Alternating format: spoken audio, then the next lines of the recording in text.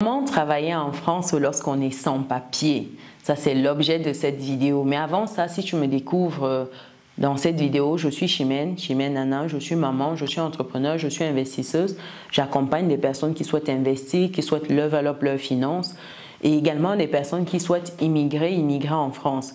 Et à ce titre, il y a le livre Vivre et réussir en France qui a vu le jour, qui vous accompagne sereinement dans votre immigration. Et si ça fait un moment que vous êtes sur le territoire, vous avez les clés pour bien gérer vos finances, pour mieux investir, pour multiplier vos sources de revenus et level up en termes d'autonomie financière. Vous avez également des exemples, des cas concrets de personnes qui sont passées d'une situation chaotique à une situation où l'argent n'est plus un problème. Donc, ça vous permettra de vous identifier dans un de ces cas de figure et comprendre que c'est également possible pour vous. Je vais mettre le lien du livre dans le descriptif de cette vidéo.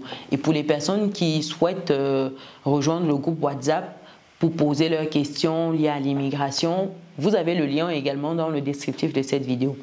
Après cette parenthèse, comment travailler en France quand on est en situation irrégulière? Il faut dire qu'il y a quelques points à considérer lorsqu'on se retrouve sans papier et qu'on souhaite travailler. Premier point ici, c'est tout ce qui est emploi informel.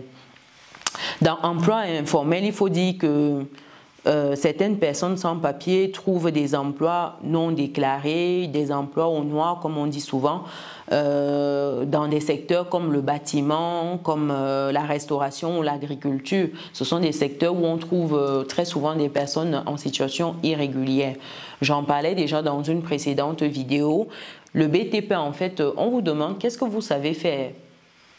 Pour certains, je précise. Et quand vous savez, par exemple, monter des briques, on vous recrute tout simplement, on vous paye en fait en espèces et c'est un travail au noir, ni vu ni connu.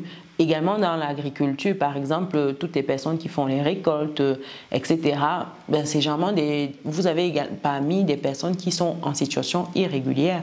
Donc, il faut dire que cette situation irrégulière-là expose à des abus, à des conditions de travail précaires. Donc, il faut savoir où on met les pieds.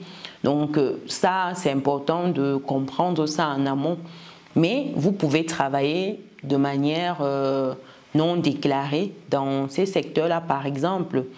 Il faut dire également qu'en termes de travail sans papier, vous avez la possibilité de vous régulariser par le travail.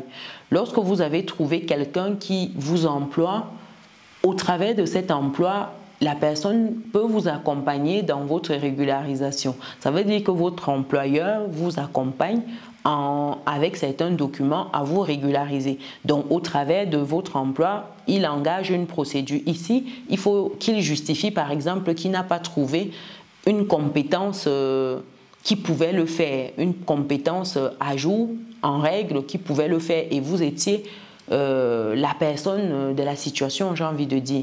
Donc, ça, l'employeur, quand il s'engage, il le fait. Troisième situation à observer ici, c'est de savoir qu'il y a également des associations qui accompagnent des personnes qui sont dans cette situation-là. Il ne faut pas en fait négliger ces associations-là. J'en ai parlé déjà dans des précédentes vidéos.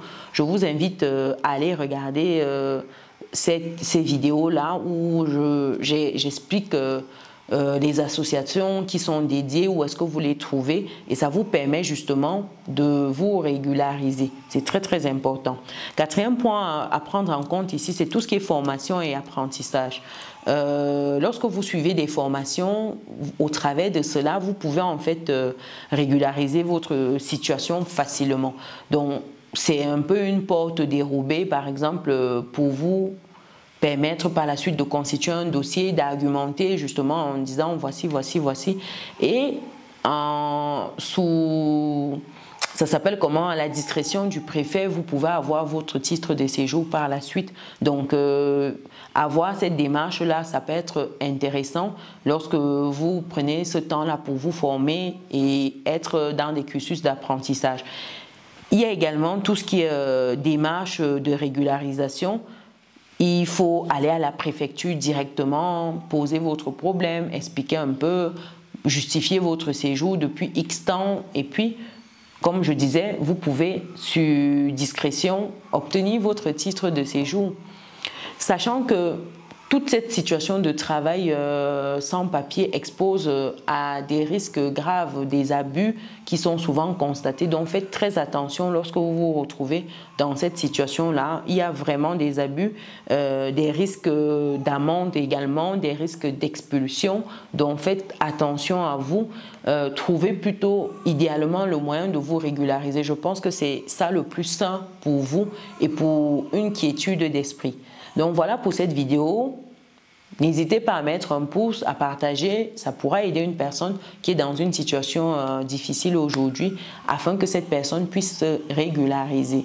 Cette personne ait la bonne information.